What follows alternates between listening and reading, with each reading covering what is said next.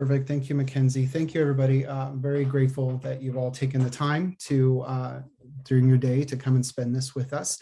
I just want to start by I'm located somewhere different. I'm not in Alberta with the university. I'm actually in Summerland, British Columbia. So I just want to acknowledge that I'm coming from the traditional lands of the Silk Okanagan peoples, and I'm very grateful to live, work, play, and learn here, and with respect to the elders who bring that knowledge forth and will continue to do so in the for centuries to come.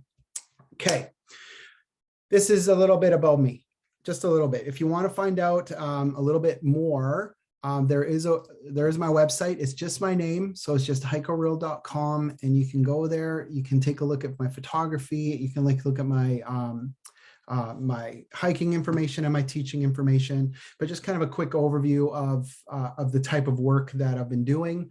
Specifically over the past few years, I've been really focused on landscape work due to the nature of living in such a beautiful place.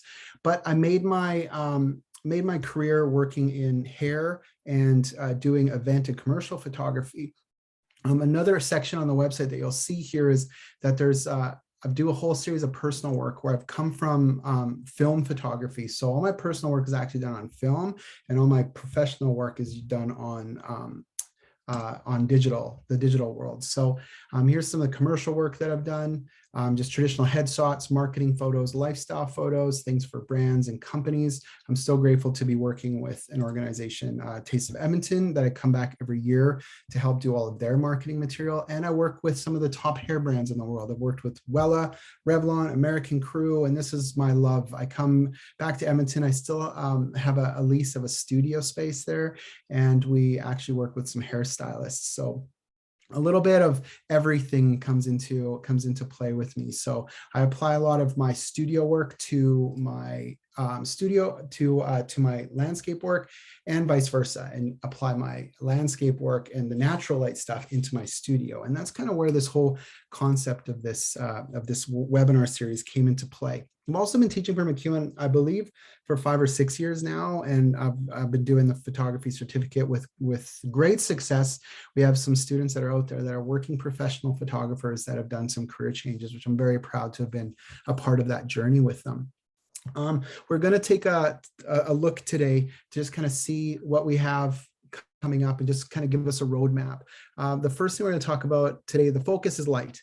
We're going to talk about seeing light. We're going to talk about how we find light. We're going to talk about a technique that I use called working the subject. And then we'll spend some time at the end just for some Q&A. And I'll talk a little bit about philosophy. This lesson, just so you know, is an actual lesson part that's pulled out of the course. So this isn't something that's built specifically for the webinar. These moving forward are actual lessons that I'm pulling out, so you get a feel for what it's like to be in these classes, and going through specifically the lecture time, because this is more of me talking to you about photography. So here we go. This quote is one of my favorites from Derry Moore, a great photographer. The whole purpose of why we're doing this is for discovery. And if we change that mindset about worrying about making a pretty picture and focus more on what can we discover when we pick this camera up and we hold this camera and we point it somewhere and we decide to press the shutter, what is that we can discover from reviewing that photograph? Now, there's 3 main areas that we cover. There's light, space, and movement. And as a photographer, you need to understand these 3. These are the 3 that allow you to get over the technical hurdle of these little black boxes, and it allows you then to start to get into that fun creative part, because you really start to understand how to manipulate them. So this is why we got 3 parts to this series. They're going to be spread out over the start of each term. So the next one will be before the spring term, I believe, and we'll do one before the fall term is when we'll conclude it. But tonight the focus is on light, because that's where it starts. Now, you may have done some stuff on research in the past, doing stuff with learning about photography, learning about light. And one thing that you'll always hear, and this is something that always kind of struck me when I first started my photographic journey was, photographers don't photograph during the mid hours of the day. They only photograph, you should only be photographing in the morning, and you should only be photographing in the evening, those what they call the golden hours. The light is beautiful during those golden hours. The reason for that is, and we'll talk about in a second, is what's called direction of light. And Ralph Gibson, if you don't know who this photographer is, he's just the knowledge bombs that he continually drops. He's a Leica photographer. You can do a research on him. He's done some incredible work, very graphic work, but a lot of work that he does. When I say graphic, I mean graphic shapes. He shoots a lot of stuff in the middle of the day. When we're not supposed to be photographing. So this quote here, and if we can get this into our brain of going, all light is perfect, we just need to interpret it and use it. And that's where the imperfection comes in, or that's where our mastery of light comes in. Is anybody here who's done any type of event or maybe even wedding photography knows people don't get married in the early morning or in the evening, late evening. They get married in the middle of the day. And the wedding photographers are some of the great masters of this midday light that we're told that we shouldn't be shooting in. Whenever somebody says don't, I'm always like, well, why? Right? I want to know why. Why can't I shoot in the middle of the day? What's the problem with shooting in the middle of the day? The photograph in the background here was shot in the middle of the day. What's the problem with it? So the next is there's no special gear. You don't have to buy weird lens attachments or weird camera gadgets or special little things to go onto it. There's none of that stuff. It's the whole act of what we're training today is we're training our eye. Our eye is the most important tool that we have as a photographer. And part of that means the skill of finding light and shadow. Now, it's not something that we're born with. This is something that we have to train and we have to learn. We have to understand and study it. It's fascinating, and Mother Nature is the best subject to study this with if you're out doing walks around your neighborhood.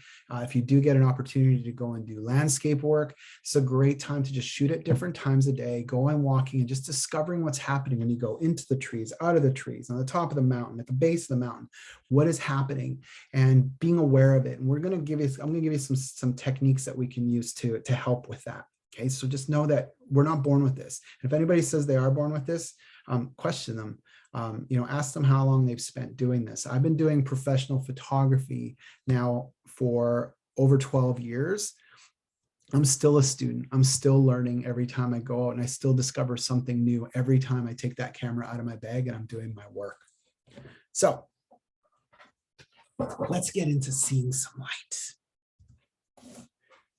Here's the knowledge bomb. What happens when we're beginners is that we tend to go, I want to light this. How do I light this good? I have students ask me this. I have colleagues ask me this. And it's not about lighting. It's about shadows. What do you want the shadows to do? What are the shadows doing? That's where light makes and breaks, right? Light is light. All light has the exact same properties, does the exact same thing. It all travels in a straight line. Light can only travel in a straight line. It takes on the color of the surface that is reflecting from, right? It can only have two qualities. It can only be soft or it can only be hard. So regardless of if you have the flashlight on your phone, a desk lamp, the sun, a room light, fluorescent light, an event, wherever you may be, all light reacts the same way. So it's those shadows. It's the placement of where that light is striking the surface, and then what's happening on the sides that aren't being touched by the light, and how are those going to start to bring out the shapes, right? So we see this with this model shot here that we did with these dancers, that it was just about really showcasing the form and the shape and enhancing the musculature that they work so hard to develop. And that's what we want to do, is make sure that we bring out the shadows, is what's going to bring that out. Now, this comes from traditional painting. And when we get into the Photo 2 specific class, we really start to dig deep into looking at traditional painting, looking at higher level types of lighting techniques that we can use. But it all comes back to this chiaroscuro, and that is, light and dark. Light without shadow is flat. Shadow without light is flat. You need both to be able to create a spectacular image. And by studying painting, and specifically the Renaissance painter, the paintings like from this era, from Caravaggio, from the Baroque era, we start to really see how we can create and start to play with shadow and play with that those highlight sides of our subject's faces, regardless of what our subject may be. Now, here's the technique. You can do this where you are right now. If you hold your hand out right in front of you, and I'm going to do this with you. If you have your camera, all the better. Hold the camera, hold your hand in front of you, take a picture of your hand, and then rotate like 45 degrees, and rotate another 45 degrees and another 45 degrees. And even if you're just doing this and not holding the camera or taking pictures of it, take a look at how the light is changing on your hand as you start to spin. Now, find the ones that you look and go, I like that, right? Take note on where the subject is positioned, your hand, where you're positioned, which is the second part, and most important part, where's the light coming from? So whenever we're walking into a space, this kind of is something that just gets into your day-to-day practice, and it's just seeing like, okay, what can we do with the light? If I was to take a photograph of somebody right now in this space with this type of light that I have, where would I position them so I can create the most flattering shadows on their face, not flat, right? But just to still delineate that form. And here you can see that this was just taken when I'm just taking a hike and I'm walking up the side of a mountain, and I just kind of spin. Then I take a couple steps into the trees and I do the same thing. And we can see that some people say when the light is flat, or when it's like, it's not contrasty, so there's not deep shadows, it's more of a mid-tone type image, that it's not as interesting. But you can see that by just spinning yourself around and going, where do I position myself in relationship to the light source and to my subject, I can get different effects from working with flat light or working with more directional, or what's called hard light. You see the shadows that are showing up here, specifically in the hand, right? And this is the indicator to let you know. Remember I said a few minutes ago that you've got a hard light and you have a soft light? Hard light, you look at the shadows, and that's what's going to tell you. So if the shadows, you get this hard line, that's going to tell you that that's hard light. There's no hard line here, right? There's a smooth transition that's going from highlight to shadow, from highlight to shadow. So that's going to give you your soft light. There's really only two qualities, which is great. And then we can use those to know and make the type of photograph that we see in our mind and start to understand that. Use your hand. Use this technique and just go around anywhere you are and start to implement this. And you're starting to train your brain how to see the light. Better if you can do this while your camera is in your hand and you can get a feel for how the camera is interpreting it as well, because that's the next step, right? So before we jump into how the camera interprets it, there's 5 key concepts that come with light.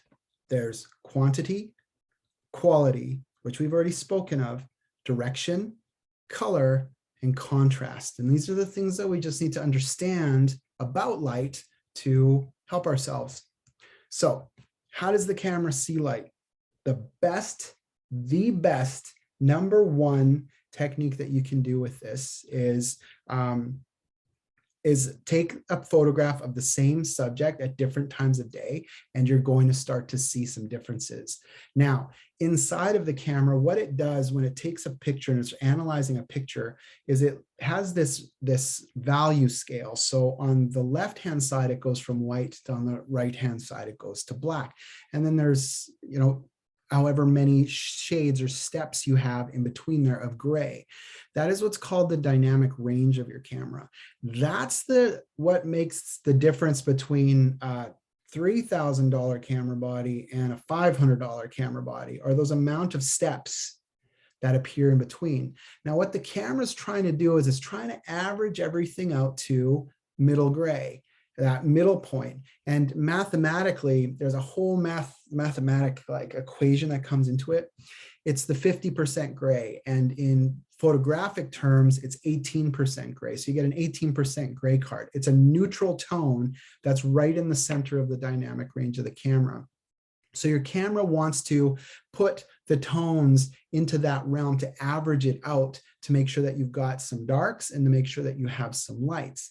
Now, we can start to control how the camera is going to do that by something called metering modes. And if you haven't explored this yet, this will open up some new ideas and some new adventures for you to discover. If you have a lot of experience with metering, to, make sure to get yourself out of your comfort zone. Some people like to sit in one metering mode. Try the different metering modes to see what happens. And basically what that is that's the amount of the image that the little computer inside of your camera is taking to read, to average everything out to 50% gray. So it looks for key points, highlights, shadows, midtones, and it tries to average everything out. And then it makes adjustments on your camera to tell you that this is what it wants to be a perfect exposure. A lot of times a perfect exposure based upon mathematics is not as exciting or dramatic that we want. Maybe we want more drama. Maybe we want less drama.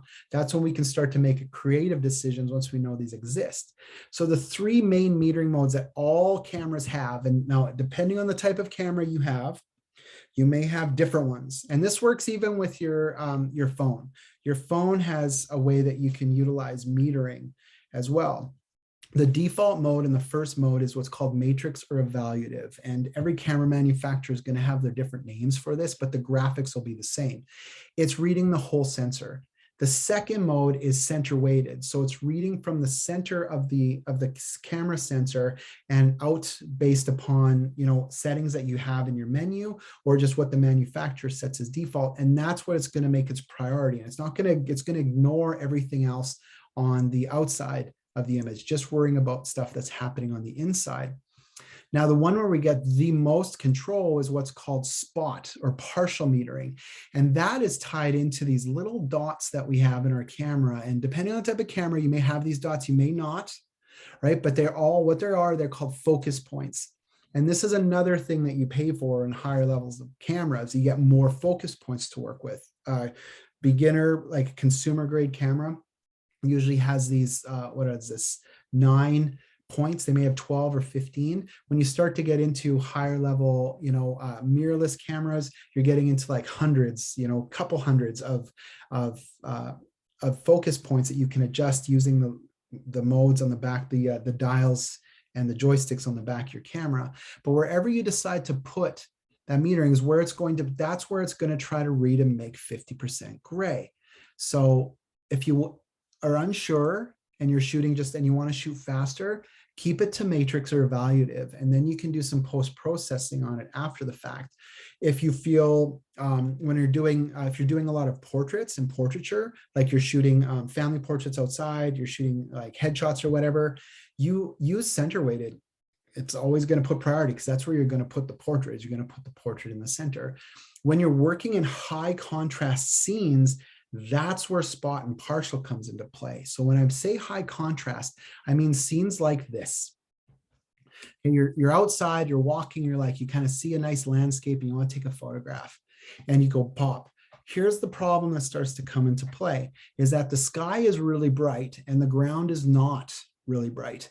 So this is now going to be determined upon the dynamic range of your camera, but it's going to try to balance out. And usually it'll prioritize the darks over the lights and let these lights kind of get blown out. So what I say by that, it goes to white. That means there's no more detail there. There's more information there. It's just pure white.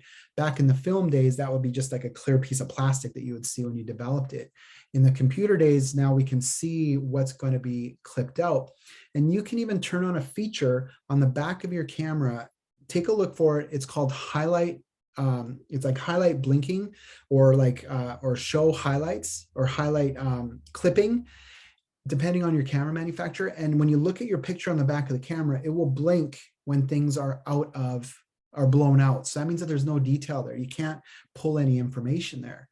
So with this set of images, the first one I just shot with matrix. So zone metering. So it kind of balanced the whole scene out and kind of brought everything into a middle tonish, not a lot of contrast. When I went into the second image, this is now where I meter off of the foreground. So first image, I meter off of the background. Second image, I meter off of the foreground. So now look at the sky difference, right? The sky is, there's not barely any shadow or cloud detail here anymore. Now, if I want to create a lot of drama, whoops, this is where I would set my metering mode and meter off of the sky. So now I can get a lot of sky detail into it and create more drama. But you see, like, all of the stuff that was in the foreground is basically gone to black, right? So it's really dark. This is also a technique that landscape photographers use a lot to, if they have a high contrast scene, they set your camera up on a tripod, take a picture, take a zone, change your spot, go foreground, go midground, and go background. And then you use a tool like Lightroom or Photoshop where you can combine all three of those exposures to create what's called a high dynamic range image. So it's going outside of what your camera is capable of, but it's only picking certain parts. So like for this one, it would be like, pick this, pick the sky. Here we would pick the foreground, and here we would pick probably the midground of this layout to put it together and compose that composite that image together. So you've got one final one that's you know, on the term of almost being hyper realistic. But what it is that it's a composite. A few years ago, when I first was really exploring photography, there was the big trend for like kind of cheesy high dynamic range photos where people would just take a regular image, run it through a high dynamic range processor, and it kind of looks really hyper realistic. Like, it's not, the shadows and stuff just don't look right.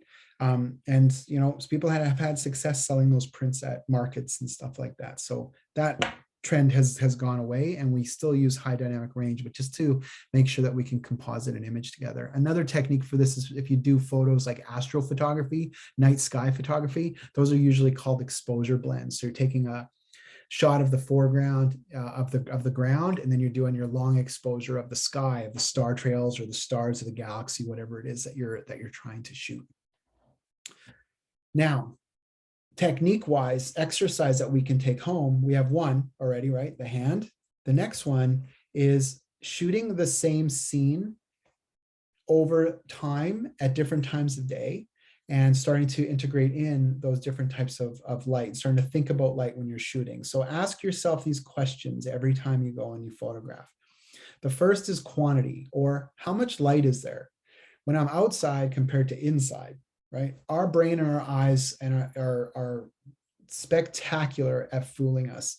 The camera reads things literally. So in reality, whenever we go indoors, we're losing 10 to 100 times the amount of light that we have outside. And that can drastically change the quality of the images that we're going to be making. So ask yourself, am I inside, am I outside? What is the quantity right now? Even if I'm outside, if I'm in a lot of trees, I don't have a lot of light that's coming in. It's all shaded. So I've got to make sure that I'm adapting and changing my camera and the way that I shoot based upon how much light I actually have. Do I have to raise my ISO? Do I have to lower my ISO?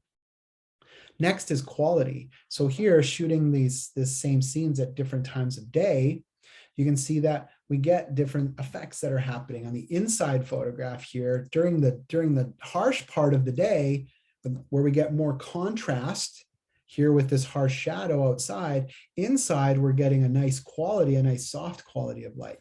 Vice versa, when it's getting dark outside and we have to turn on internal lights, now we're going to get that harshness that's going to go inside, but we're going to get a softness to the light that's happening outside, all shot within the same day, just a few hours apart. Next is direction. What direction is that light coming from? And that's where our hand technique comes into play. When, you know, is it coming from on axis? So from where you're shooting, like right with the camera, is it coming from the side? Is it coming from the top? Is it coming from the back? Right? We only really have those main directions. Side, we can go side left, side right, but that's all we have to think about is what direction that light is coming from. And that's going to affect the type of shot that we're going to make, as it also affect the amount of contrast that we have in the image. Next is color. Earlier in the day, the color of light or the light temperature is going to be cooler. So that means that it's going to be more on the bluey side. As we progress throughout the day and we get more into the evening, we're now going to get a warmer light, or for depending on the type of available light that we have, like light bulbs, a tungsten light bulb is going to give us a orange type of warmth to it. Now with the LED light bulbs, you can buy daylight balanced LED, you can buy warm, you can buy cool LEDs, and all of that's going to affect the color temperature or the color of that specific light. And on the bottom image there, you can see from shooting in the evening to shooting in the morning, just the quality, the color differences that you can have there. You can manipulate some of that in post, but it's nice to be able to bring in and capture that photo the way that it's actually happening out and what your vision is inside your mind. Next and last is the contrast. So how deep are those shadows in comparison to the highlights? What's the transition that's occurring? So when we have a strong transition, like a hard light, this is a hard contrast image, right? Deep shadows, bright highlights. When we have a low contrast image, we still got some shadows, but the transition is going to be smoother.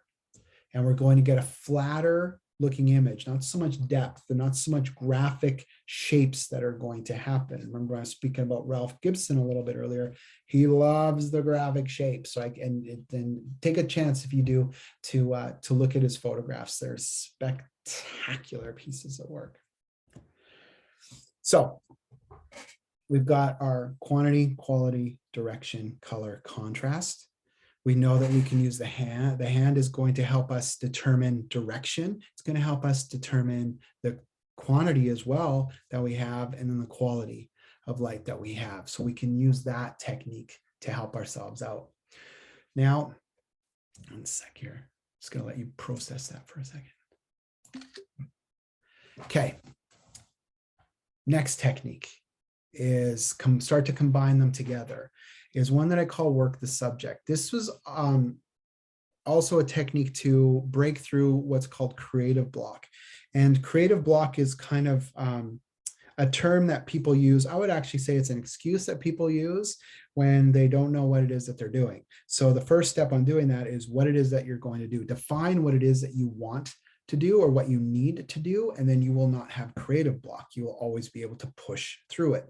It's like if I say right now, if you're a painter, make me a cool painting. What's cool, right? It's such a broad term. But if I say, make me a painting of a bird, now you can start to go off as like, okay, cool. Now I've got all this, I've got subject matter. And if I get that even tighter and say, paint me an impressionistic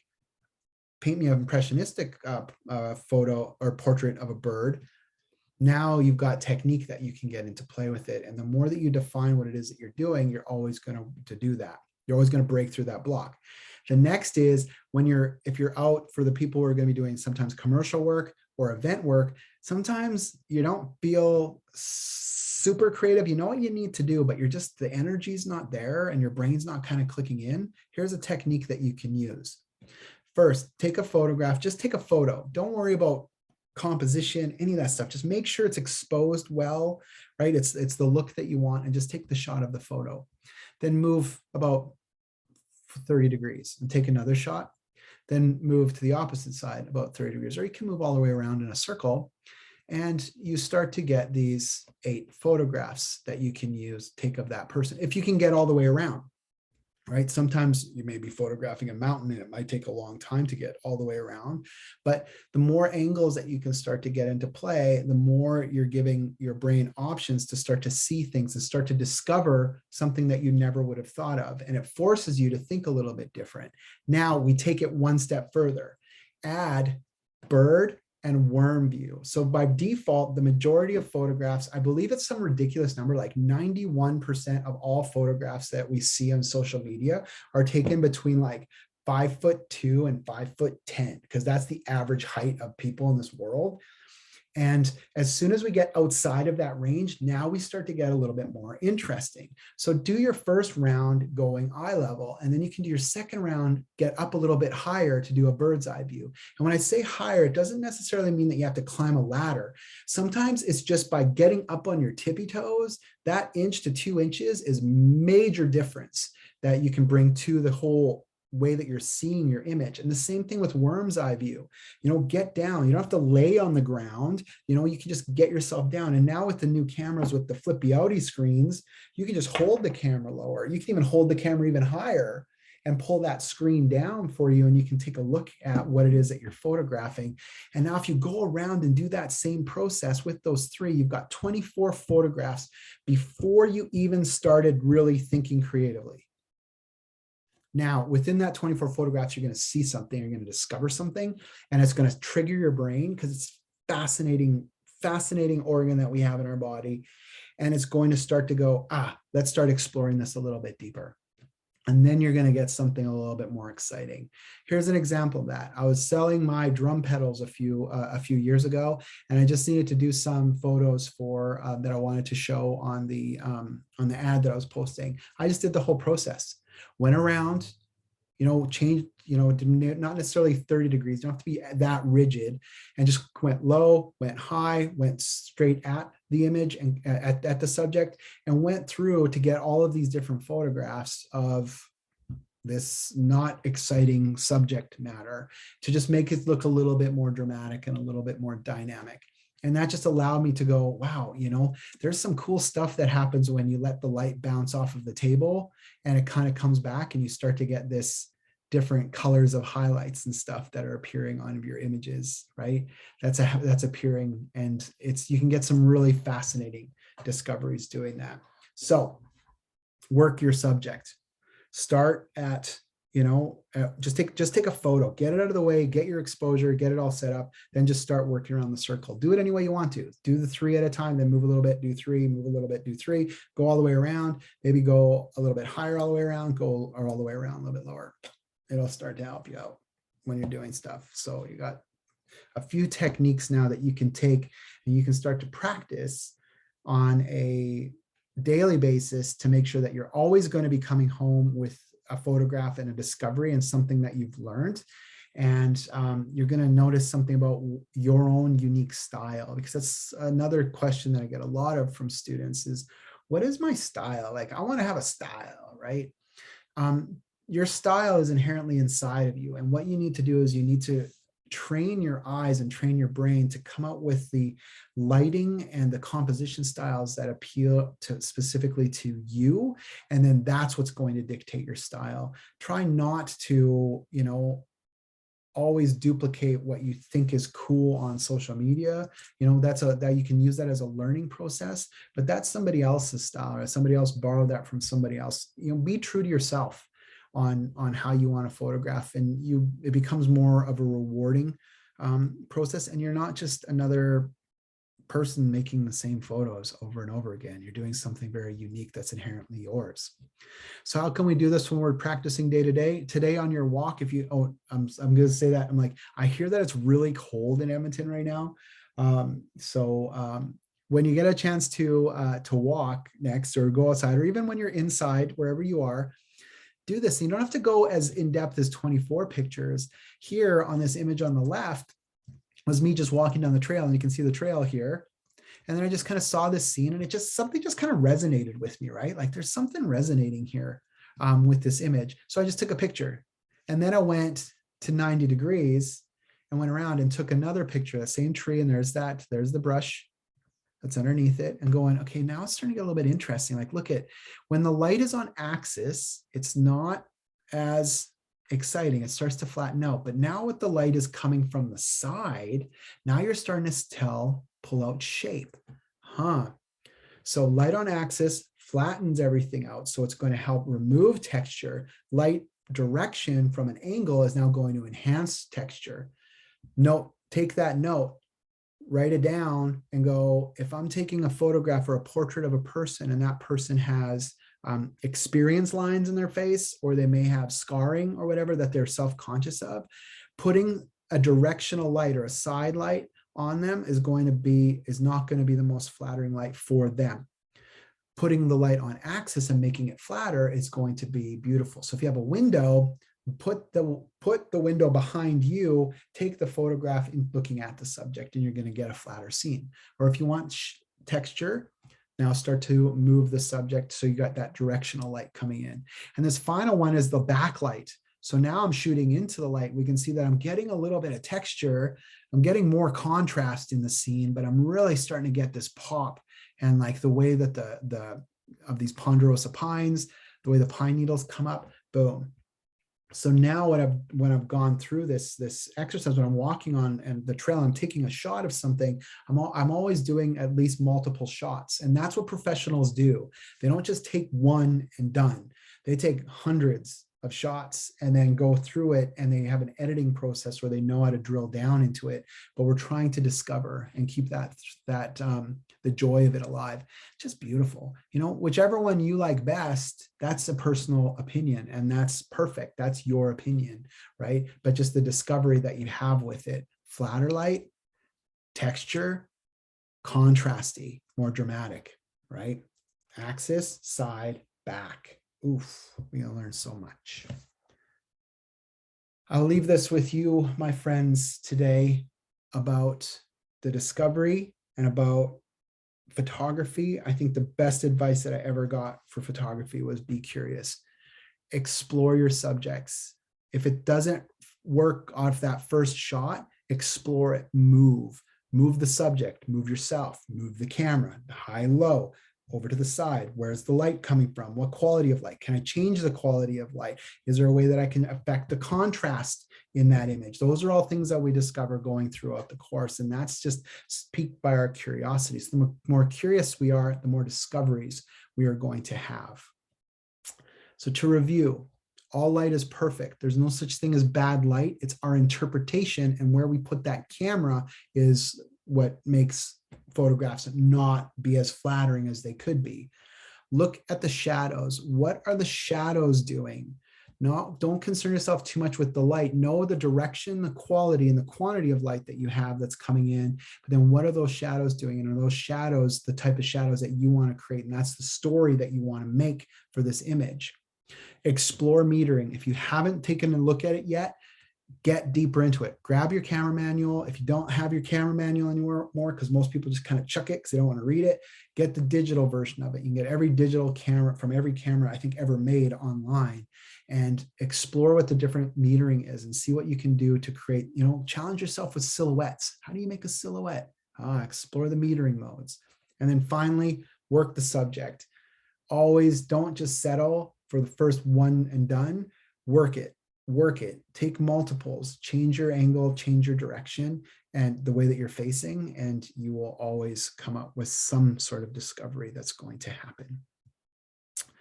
So just to kind of wrap up, I'm totally on time, which is amazing. This is the digital photography certificate that Grant McEwen offers. There are in person as well, and I do the online work, which I've been doing for the past few years.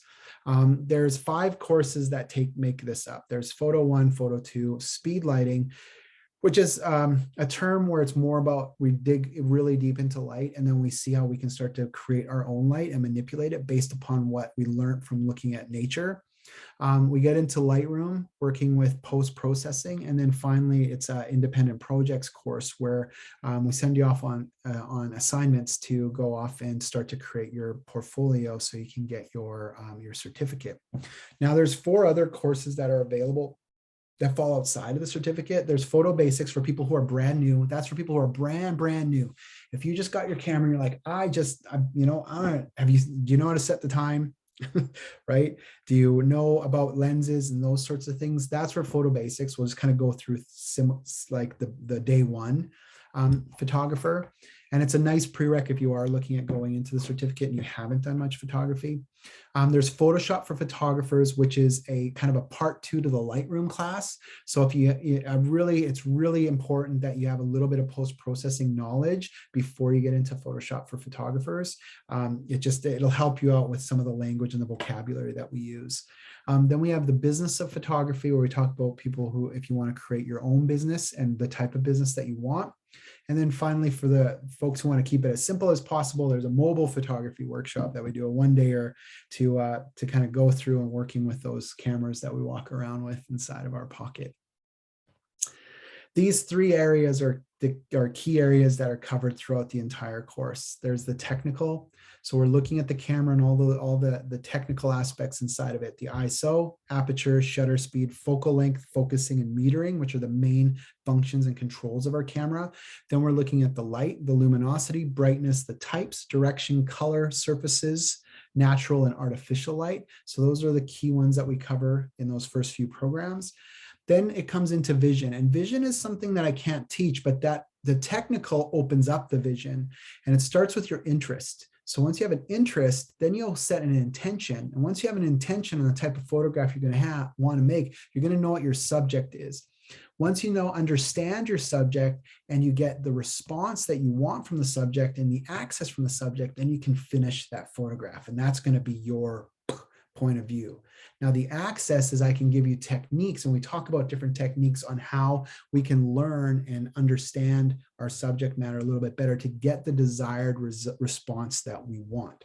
If we go back and we take a look at this photograph that I willed myself to get, there it is. My bear. This was something moving into bear country this was the photograph that I wanted, and I wanted it bad, and I wanted to make sure that I connect. And all my wildlife photography, for the most part, I want to connect with the animal. I'm shooting with a long lens, so it's safe. I'm not stressing the animal out. I'm being in a safe place and with all my safety measures. But it's just being able to have them look at me and connect and know that we had this connection. But also, I couldn't have positioned everything better with the way the log and everything is in the background for this little guy. So I respect that little guy and hope he's still okay out there. Good. Here's our outcomes for our photo class. These are all the things that we talk about, all the different types of classes that we go through. Turning around, be curious, let your photos breathe. If you are a little tidbit, little go ahead, kind of move ahead thing.